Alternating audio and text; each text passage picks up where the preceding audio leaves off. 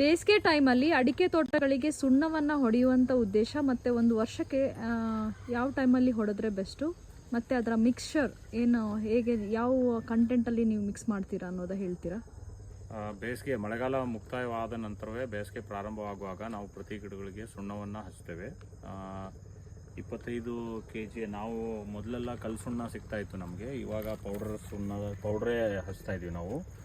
ಒಂದು 25 kg ಸುಣ್ಣದ ಪ್ಯಾಕೆಟಿಗೆ 4 kg ಅಷ್ಟು ಮೈದಾ ಹಾಕ್ತೀವಿ, ಮತ್ತು ಒಂದು 1/2 kg ಅಷ್ಟು COC ಹಾಕ್ತೀವಿ, ಮತ್ತು 1 kg ಇಲ್ಲ 1.5 kg ಅಷ್ಟು DDL ಗಮ್ಮನ ಹಾಕಿ ಸುಣ್ಣ ಒಳ್ಳೆಯ ಒಂದು ಮಿಕ್ಸ್ಚರಲ್ಲಿ ಅದನ್ನು ಮಿಕ್ಸ್ ಮಾಡಿಬಿಟ್ಟು ಕರೆಕ್ಟ್ ನಮಗೆ ಹದ ಬಂದಾಗ ಬರೋಷ್ಟು ನೀರು ಹಾಕಿಬಿಟ್ಟು ಅದನ್ನು ಪ್ರತಿ ಗಿಡಗಳಿಗೆ ಕೈ ನಿಲ್ಕುವಷ್ಟು ಎತ್ತರದಲ್ಲಿ ನಾವು ಅದನ್ನು ಪ್ರತಿ ಮರಕ್ಕೆ ಹಚ್ತಾ ಬರ್ತೀವಿ. ಎಲ್ಲ ವರ್ಷದಲ್ಲಿ ಒಂದೇ ಒಂದು ಸರಿ ಮಳೆಗಾಲ ಮುಗಿದು ಬೇಸಿಗೆ ಸ್ಟಾರ್ಟ್ ಆದಾಗ ಒಂದು ಸರಿ ಪ್ರತಿ ಗಿಡಕ್ಕೆ ಹಚ್ತೀವಿ. ಸುಣ್ಣ ಹಚ್ಚೋ ಉದ್ದೇಶವೇನೆಂದರೆ ಗಿಡವೆಲ್ಲ ತಂಪಾಗಿರುತ್ತದೆ. ಅತಿ ಹೆಚ್ಚಾಗಿ ಬೀಳುವಂಥ ಬಿಸಿಲಿನ ತಾಪದಿಂದ ಸ್ವಲ್ಪ ಬಿಸಿಲಿನ ಶಾಖೆಯನ್ನು ಕಂಟ್ರೋಲ್ ಮಾಡಲಿಕ್ಕೆ ಸುಣ್ಣ ಹಚ್ಚಿದರೆ ಅದು ಸ್ವಲ್ಪ ತಂಪಾಗಿರುತ್ತದೆ.